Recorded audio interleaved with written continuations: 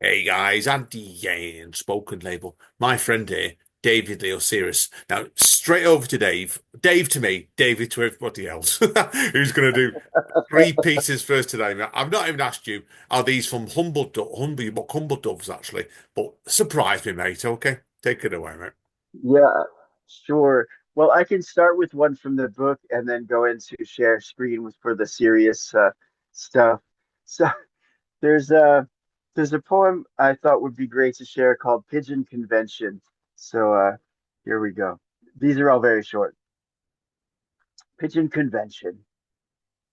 The State of Automatic Temperature Relation in Select European Marketplaces Conference ended with a big shebang gathering, feathers displaying welcome, whole baguettes blessed sidewalks.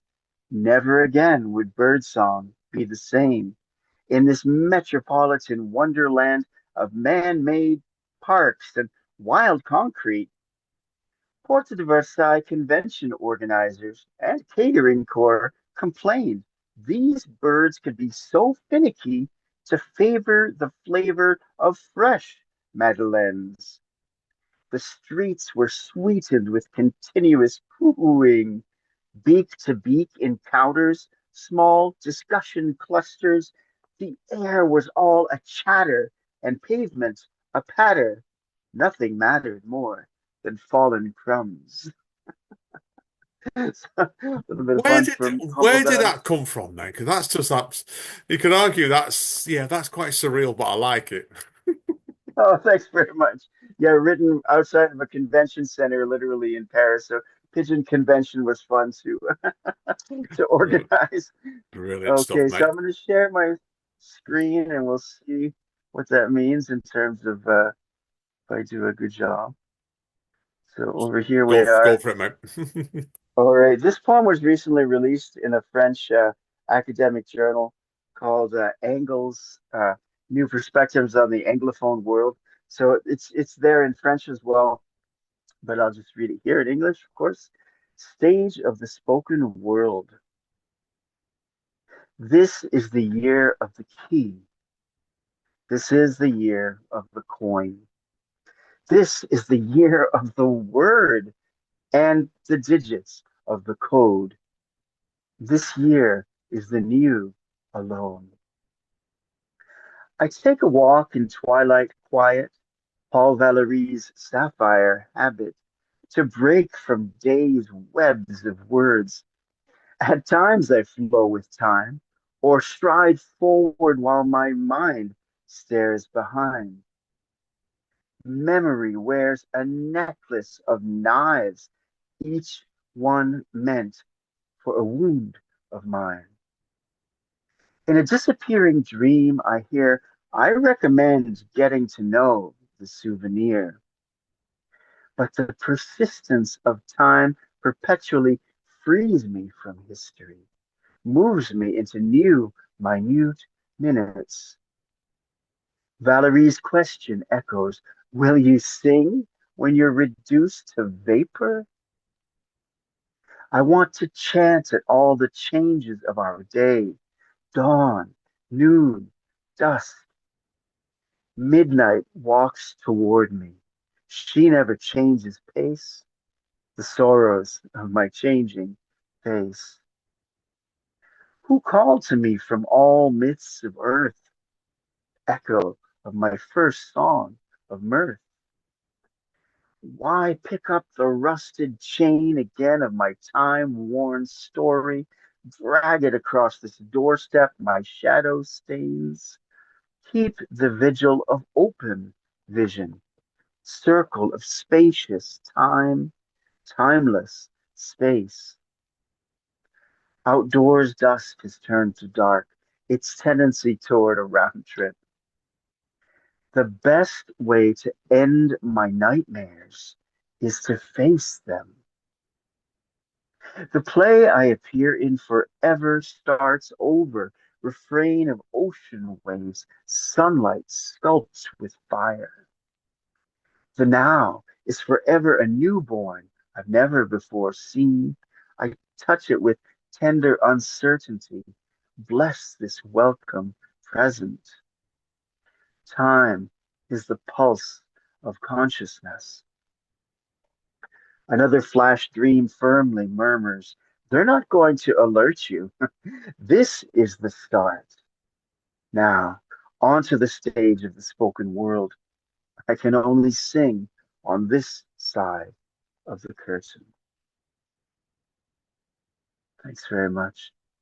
And yes, Wow. this is Wow. thank you very much.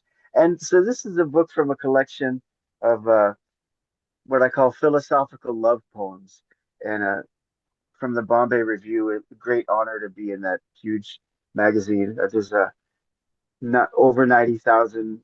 Oh, yeah, over 90,000 readers in over 180 countries. Uh, Still, a meditation on meditation. The dead can do it. From them, I learned to be still and quiet. Still, my thoughts are loud. Still, I murmur in images. Still, there are minuscule movements I can't control when I sit still. Gentle tremble of hands, eyes, lips, and the mind's blizzard of pointed letters. In a not quite forgotten full lotus pose ritual, I begin to fill my body with an expanding soul steeped in the spirit of the whole universe's blue lotus. One turning. Night unfolds the contours of her charcoal velvet blanket, and I sense my red magnetic spirit drawn toward you more than beforehand. Another movement I cannot control. My emptied hands reach for the circle of light you wear around your dancer's figure across the border river. Echoes of your evening teachings, lightning on my inner night's horizon. Electric charges surge through your form, flicker in your liberated laughter and gentle maple sugar tones to flash truths before my heart's eye. In the beginning was the Word, and the Word is with you still.